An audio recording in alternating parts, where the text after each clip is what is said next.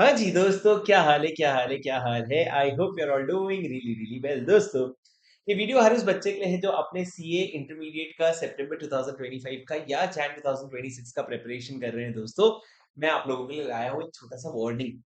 मेरी बात एकदम ध्यान से सुनना। सर, मेरे तुमने डीएम भर दिए, यूट्यूब के सारे कमेंट्स भर दिए, सर आपका सुपर 50 सुपर 50 कब आएगा, सुपर 100 कब आएगा, कब आएगा, कब आएगा, कब आएगा। क्यों सर, क्यों ऐसे सुपर 50 मांग रहे हो? क्योंकि सर शुरू में जब मैंने 4 अटेम्प्ट तक सुपर 50 लाया था, तो जो 60 मार्क्स का कंपनीज एक्ट का क्वेश्चन आता था, वो पूरे के पूरे 60 मार्क उसमें से आते थे। ये कब की बात है? ये न्यू सिलेबस आने के बस एक अटेम्प्ट पहले तक की बात। दोस्तों, मेरे को मेरी ही जिम्मेदारी है कि तुम लोगों को ये समझाऊं कि भैया सुपर 50 सुपर 100 सेक्शंस जब भी मैं आपके लेता हूं, मैं आपको हमेशा एक डिस्क्लेमर देता हूं। नसीब जब तक तुम्हारा और मेरा साथ दे रहा है, सुपर 50 के सारे सेक्शन उठ करके आएंगे। जब नसीब साथ नहीं देगा, तो सुपर 50 में जो जो सेक्शंस मैंने छोड़े हैं और जो सेक्शंस तुमने छोड़े, उसी में से सारे क्वेश्चन आएंगे। बोलता था कि नहीं? और सुपर 100 के लिए मैं तुमको हमेशा क्या बोलता हूँ, ये वो क्वेश्चन है जो अगर एग्जाम में यदि आ गए तो आप अच्छे से लिख नहीं पाओगे। मतलब ये ट्रिकी क्वेश्चंस है, स्मार्ट क्वेश्चंस है। क्या ये क्वेश्चन से अच्छा रिवीजन होता है? ये वो क्वेश्चन नहीं है जो एग्जाम में आएंगे। पर दोस्तों, मेरा काम है आप लोगों को थोड़ा सा अपने सब्जेक्ट को लेकर के थोड़ा सा, I have to make you a little concern about law. In what sense? Sir, मैं आपको कंफर्ट दूंगा, वीडियो एंड तक देखना, मेरी बात ध्यान से सुनना। सर, कुछ चीजें आपको पता होनी चाहिए कि मई 2025 का जो पेपर था, मैं बहुत दुविधा में था ये वीडियो डालूं नहीं डालूं, क्योंकि मेरे को तुम्हारा कॉन्फिडेंस नहीं छीनना है। क्योंकि मैं ही पूरा दिन मेहनत करता रहता हूँ आपका कॉन्फिडेंस बढ़ाने में कि ये कर लेते हैं, ये कर लेते हैं, मोटिवेशन ले लो, ये कर लेते हैं, ये कर लेते हैं, मोटिवेशन ले लो। पर सच्चाई के बिना एग्जाम हॉल भेजूंगा तो तुम नाराज हो जाओगे, ठीक है? तो दोस्तों, मेरी बात एकदम ध्यान से सुनना। क्या सीन है सर? सर, मई 2025 के पेपर में कुछ ऐसे क्वेश्चंस आए थे, तो कोई भी प्रैक्टिकली जो टीचर पढ़ाते हैं ना, वो बोलेगा नहीं यार फालतू है। मतलब तुम भी पढ़ोगे ना, पढ़ाना छोड़ो, तुम भी जब पूरा पढ़ लोगे ना, तुम बोलोगे क्या फालतू क्वेश्चन है। मतलब तुमने बाईबैक नहीं पूछा, मतलब तुमने मैनेजमेंट में इतने सारे टॉपिक्स है वो नहीं पूछे, मतलब तुमने पूरा पूरा मैनेजमेंट किया, तुम डिपॉजिट उठा करके पूछ लो, रजिस्ट्रेशन ऑफ चार्जेस उठा करके पूछ लो। मई 25 जैसा अटेम्प्ट ना, ये बहुत अनयूजुअल होता है। ऐसा बहुत फ्रीक्वेंटली ऐसा अटेम्प्ट नहीं होता। पर अनयूजुअल किस सेंस में, मैं आपको बताता हूँ, सर सुनना। कुछ क्वेश्चंस मैंने आपको मैं दिखाता हूँ, जैसे कि सर क्वेश्चन नंबर 1 2 जैसा बेसिक क्वेश्चंस है। केस स्टडी 2 जो है, उसमें क्वेश्चन नंबर 4 देखो, भरोसा इंश्योरेंस का। सर, इसमें क्वेश्चन है कि सिक्योरिटी की डेफिनेशन में क्या नहीं आता, यूलिप नहीं आता। सर, हम क्लास में भी जब पढ़ते हैं तो बहुत बेसिक सा पॉइंट है, आप अपने नोट्स में भी लिखते हैं। मेरे समरी नोट्स में लिखा है क्या सर? 200%। अगर आप मेरे समरी नोट्स में जाओगे, जिसको मैं कहता हूँ 200 पेजेस का समरी नोट्स, मैं आपको डंके की चोट पे कहता हूँ, इसमें हर चीज कवर्ड है। मतलब है। सर, ये बुक मैं हवे में नहीं बनाया हूँ, मेरा बाइबल आईसीआई मॉड्यूल है। मैं दिन रात आईसीआई मॉड्यूल पकड़ करके बैठा रहता हूँ, ताकि उसमें एक लाइन ऐड होगा मैं तुम्हारे नोट्स में ऐड कर दूंगा। मतलब ये बुक में 200 पेज में समराइज होता है, ये मैं हवे में नहीं बोलता। ये बुक बेर एक्ट का लैंग्वेज कवर करती है, ये मैं हवे में नहीं बोलता, वैसा बनाया है सर, नहीं तो क्यों बोलूंगा। अगर मान लो 10% सिलेबस छाट का तो बोलता ना 90% कवर्ड है, इतने में तुम पास हो जाओगे। मैं डंके की चोट पे कहता हूँ 100% कवर्ड है। सुन लो मेरी बात, इधर आओ सर। ये देखो सर, यहाँ पे बुक में आपके पास एडिशन 5 का जो भी वर्जन होगा, उसमें न्यू सिलेबस में लिखा हुआ था सिक्योरिटी के डेफिनेशन में क्या आता है, और यहाँ पे लिखा हुआ था सिक्योरिटी के डेफिनेशन में यूलिप नहीं आता है। ये साफ साफ लिखा हुआ था सर, मैं आपको क्लास में भी बताता हूँ।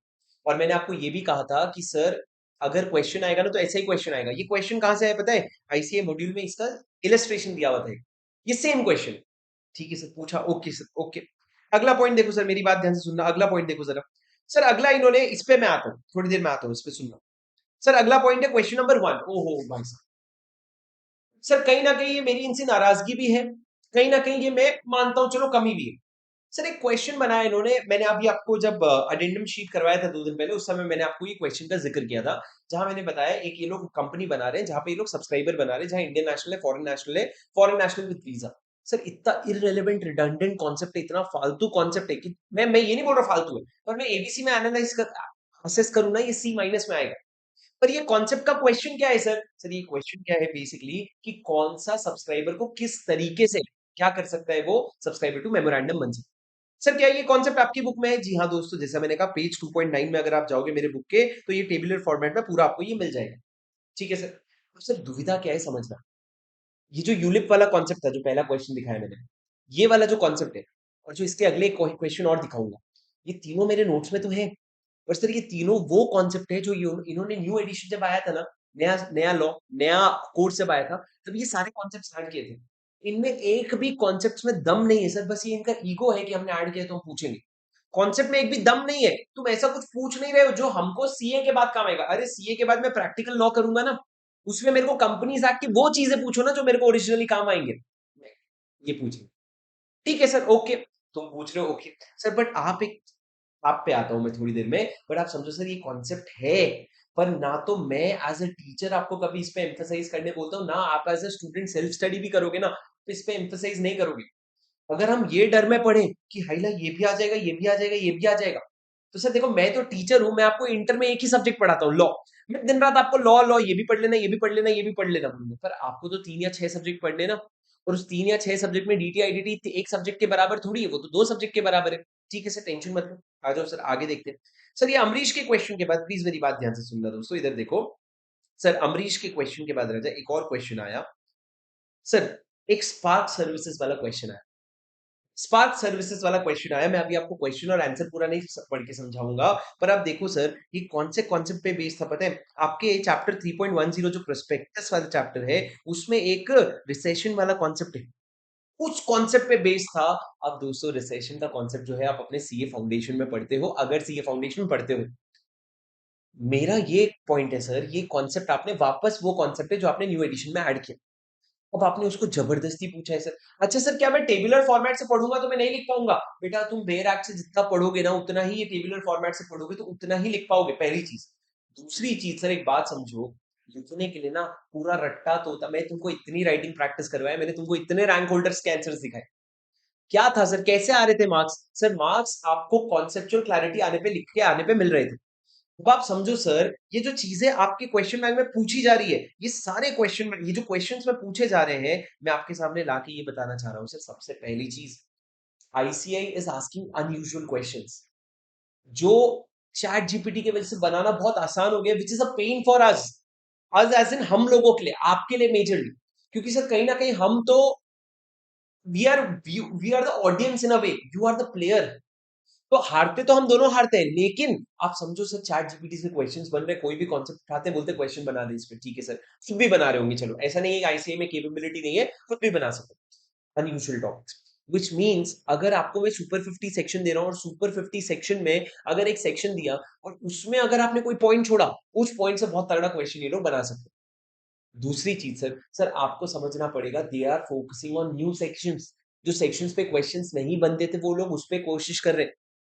और तीसरा सर मेरी बात ध्यान से सुनना, सर आपके समरी नोट्स में 100% कवरेज है, आपकी ताकत है, तो आप लोग 90 प्लस भी ला सकते हो इस समरी नोट से। सर आज जो जनरल क्लॉज एक्ट है, जनरल क्लॉज एक्ट का एक क्वेश्चन आया है, इस पे जनरल क्लॉज एक्ट का एक क्वेश्चन आया है, general clause act. The general clause act was enacted on 11th March 1897 to consolidate and extend the General Clause Act dash and dash। पूछ रहे 1897 के पहले, जब हमारे परदादा जी पैदा नहीं हुए थे, तब के पहले कौन सा पुराना जनरल क्लॉज एक्ट था जिसको कंसोलिडेट करने के लिए इन्होंने जनरल क्लॉज एक्ट बनाया? सर ये सीधा सीधा क्या बॉल है पता है, ये इन्होंने बॉल फेंका कि इनको पता है कोई नहीं पढ़ के आता ये, इनको पता है एक तो वैसे ही जनरल क्लॉज एक्ट पढ़ के नहीं आते, दूसरा इनको पता है जनरल क्लॉज एक्ट से एमसीक्यू में क्वेश्चन पूछेंगे, और एमसीक्यू में ऐसा क्वेश्चन पूछना पड़ेगा जो ये नहीं लिख पाएंगे। सर ये वाला जो इसका आंसर है ना, ये अगर आप देखोगे तो मेरे समरी नोट्स में सीधा सीधा, क्योंकि हम जनरल क्लॉज एक्ट को सर हमको मेजरली उतना पढ़ना है कि एक एवरेज स्टूडेंट उसको कंट्रोल कर सके। जैसे कि सर आज तुमको मैंने जनरल क्लॉज एक्ट भी पढ़ाता हूँ, इंटरप्रिटेशन ऑफ स्टैट्यूट्स भी पढ़ाता हूँ, नोट्स भी लिखवाता हूँ, अब तो मैंने रिवीजन वीडियो भी दे दिया सर, मैंने क्लास में इसका क्वेश्चन डिस्कशन भी करा दिया, यूट्यूब पे भी पढ़ा हुआ है। तो मेरे को इसके बाद बताओ सर तुम्हारा कितना कंफर्ट है इंटरप्रिटेशन ऑफ स्टैट्यूट्स? इतने सारे रैंक होल्डर का इंटरव्यू लेने के बाद, उनके पेपर रीड करने के बाद एक चीज मेरे को समझ आता है, इंटरप्रिटेशन ऑफ स्टैट्यूट्स में ये लोग 4 मार्क में से अच्छा लिखे तो इनको 1.5 मार्क्स मिल रहे हैं। ठीक है सर। दोस्तों इसमें अगर आप देखोगे तो मेरे क्वेश्चन बैंक में, जब मेरे कॉन्सेप्ट में जनरल क्लॉज एक्ट का मैंने वो क्वेश्चन लिखा है, तो जनरल क्लॉज एक्ट का शुरू कहां से किया मैंने, ये देखो जनरल क्लॉज एक्ट का, अरे आना भाई आना, हाँ। सर जनरल क्लॉज एक्ट मैंने शुरू कहां से किया, सीधे सीधा मैंने बोला कि भैया देख जनरल क्लॉज एक्ट की ये प्रोविजन है और इस तरीके से शुरू होता है, और यहाँ पे ये इस तरीके से शुरू हो गया। मतलब मैं इसमें कौन से पुराने प्रोविजन को कंसोलिडेट एंड अमेंड करने गया था वो नहीं लिखा। सर वो देखो, या तो किसी अटेम्प्ट में नहीं आता है, कभी कभी ना फंस करके खोज के लोग ऐसी चीज निकालते हैं ना, कुछ तो ये लोग ऐसी चीज निकालते हैं जो बुक में भी नहीं लिखी है। जैसे मैंने एक बार बाद में बुक में डाला था, एक बार सीए फाइनल में आया था फॉरेन कंपनी के केस में, कि भैया फॉरेन कंपनी के केस में आपको जो सर्टिफाइड ट्रांसलेशन करवाना होता है वो किससे करवाना होता है? वो क्वेश्चन जो सर्टिफाइड ट्रांसलेशन का है फाइनल में इंटर में कभी भी आ सकता है। अभी से हम प्रोएक्टिव चल रहे हैं। पर दोस्तों कहने का मतलब क्या है, आपकी समरी बुक में आपके सारे कंटेंट कवर्ड है, पर उससे आपका पास निश्चय नहीं है। पढ़ना जरूरी है। पर मैं एक इंसान के पॉइंट ऑफ व्यू से तुमको बताता हूँ, एक स्टूडेंट के पॉइंट ऑफ व्यू से तुमको बताता हूँ। क्या मैं सारा पढ़ सकता हूँ? नहीं यार, भगवान थोड़ी हूँ यार। मेरे को ना मेरे बेसिक चीजें याद नहीं हो रही है। मे 25 में इन्होंने मैनेजमेंट एंड एडमिनिस्ट्रेशन नहीं पूछा। अरे मेरी उसमें एनर्जी नहीं जाती क्या? मैं क्या खाली बैठा हूँ क्या जो मैं पूरा 200 पेज, तुमको 200 पेज कम लग रहा है? तुमको 200 पेज कम लग रहा है? पढ़ के इसको पूरा रट के दिखाओ। मैंने तो तुमको दिखाया, रिसेशन वाला भी कॉन्सेप्ट है, मैंने तुमको दिखाया। अच्छा सर सुनो मेरी बात, आप ये समझो सर, मैं आपको राइटिंग प्रैक्टिस के थ्रू भी यही समझा रहा था दोस्तों, कि पेपर अनयूजुअल आएगा, लेकिन आपको हमेशा मैं क्या कहता हूँ, hard work plus smart work should match. How is smart work going to match? जिन क्वेश्चंस में ऐसा नहीं है कि 100 के 100 क्वेश्चन में तुमको कंफर्ट होगा, 100 में 90 क्वेश्चन में कंफर्ट होगा, चाहे तुम कोई भी सब्जेक्ट उठा लो। आईसीआई गेम नहीं खेलेगा क्या? सिर्फ टीचर्स और स्टूडेंट गेम खेलेंगे क्या? तो जो क्वेश्चन में तुमको कंफर्ट नहीं होगा उस क्वेश्चन को परे करना, साइड करना, कि ये क्वेश्चंस ऐसा होता है सर। मैं आपको ये ट्रिक समझाता हूँ, मैंने भी किया था। 6 क्वेश्चन आते हैं, 5 क्वेश्चन आपको लिखने हैं। क्वेश्चन नंबर 1 कंपलसरी है। अब तुम इसमें समझो कि जो 5 क्वेश्चन आपने लिखने हैं, क्वेश्चन 1 तो कंपलसरी है, बाकी 2 3 4 5 वो क्वेश्चन चुनो जिसमें मैक्सिमम आंसर्स तुमको आते हैं, और फिर वो क्वेश्चंस पहले लिखना जिसके आंसर्स तुमको ज्यादा अच्छे से आते हैं, ताकि शुरू शुरू में तुम्हारे पेपर में बहुत स्ट्रॉन्ग आंसर्स और लास्ट क्लास में फेंका हुआ आंसर। तो सर 100 मार्क में से 80 85 मार्क आप अच्छे से लिखोगे, और 20 एक मार्क्स आप फेंक करके आओगे। 20 मार्क में भी 10 मिलेंगे, 80 में भी 40 मिलेंगे। कहने का मतलब ये है that you have to be aware कि कोने कोने से क्वेश्चंस आ रहे हैं, तो कोई कॉन्सेप्ट नजरों के सामने आए तो पढ़ लो, उसको छोड़ो मत। But at the same time डरो मत पेपर से। डरो मत पेपर से, क्योंकि ये पेपर सर यूनिवर्सली सबके लिए आता है। यूनिवर्सली सबके लिए आता है। हम इतना माइक्रो फोकस कर सकते हैं, मैं एज अ टीचर कर सकता हूँ क्योंकि मैं सिर्फ लॉ पढ़ाता हूँ। आप एज अ स्टूडेंट नहीं कर सकते, खास करके बोथ बुक कर रहे हो तो आप नहीं कर सकते। और ये लॉ के लिए नहीं सर, ये सारे सब्जेक्ट में गेम है। अब तुम डायरेक्ट टैक्स समरी बुक से पढ़ते हो, क्या मजेदार बुक है। तुम लॉ समरी बुक से पढ़ते हो, क्या मजेदार। अरे एटलीस्ट उससे कॉन्फिडेंस आता है, मैं आईसीए मॉड्यूल से पढ़ तो लूंगा, 1.5 दिन में कैसे रिवाइज करूंगा। तुमको क्या लगता है मैं सीए बना तो मेरे को नहीं सूझा आईसीआई मॉड्यूल से पढ़ना? सिर्फ प्रैक्टिकली इंपॉसिबल होता है। और हम लोग बहुत चीजें अपने एक्सपीरियंस से बोलते हैं कि भैया आईसीआई मॉड्यूल से पढ़ तो लोगे, मजा जरूर आएगा कि वाह यार क्या सेंटेंस फ्रेम किया है, पर बेटा एग्जाम के पहले जो रिवाइज नहीं करोगे ना, एग्जाम में हाथ नहीं लगा पाओगे।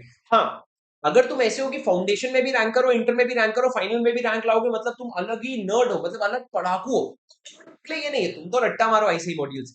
पर बेटा जो एवरेज स्टूडेंट होते हैं ना, जैसे I am an average student, क्या रैंक ले बड़ा हम्बल बन रहे हो, नहीं बेटा इंटर और रैंकर होता ना अगर, तो फाउंडेशन और इंटर में भी आता। फाइनल में आया क्यों? क्योंकि अति मेहनत कर दी पागलों जैसा। पर I am a student who is not always a rank holder. So if you are like me, which is basically sir, हम लोग बेसिक बेसिक पढ़ सकते हैं सर, बहुत एवरेज माइंडेड है, तो उस केस में इतना करो जितना आपसे हो पाएगा। डरो मत पेपर से। ना तो पेपर से डरो, ना किसी चीज से डरो। तुम्हारी मेहनत एकदम सही दिशा में जा रही है, तुमको टेंशन लेने की किसी भी तरह की जरूरत नहीं है। भाई आया है, जब पास नहीं होते यहाँ से हिलूंगा नहीं।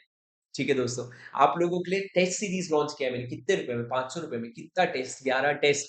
जीएसटी कटने के बाद ना जेब से पैसे लगते हैं तुम्हारे पेपर चेक करवाने में, कोई प्रॉब्लम नहीं है, पास हो जाए।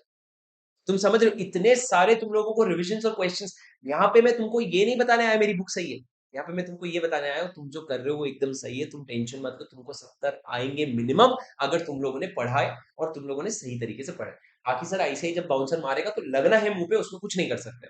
ज्यादा बच बच के डर डर के नहीं जी सकते सर। ठीक है, चलो गाइस, उम्मीद करता हूँ ये वीडियो आपके लिए हेल्पफुल रहा। आप लोगों की तैयारी अच्छी चल रही होगी। एक बार कमेंट में सर, अभी एग्जाम तक इस बार हम राधे राधे नाम जपेंगे। एक बार कमेंट में आप लोग लिखोगे, जो भी आप जिस भी भगवान को मानते हो आप उनका नाम लिखोगे, और आप लिखोगे या तो Radhe Radhe, I give my 200% in this exam. थोड़ा भगवान को याद करना जरूरी है सर, डर के सामने भगवान ही काम आते हैं। Radhe Radhe, I give my 200% in this exam. ठीक है दोस्तों, मिलता हूँ आपसे अगले वीडियो में for more CA related content. Follow me, bye bye.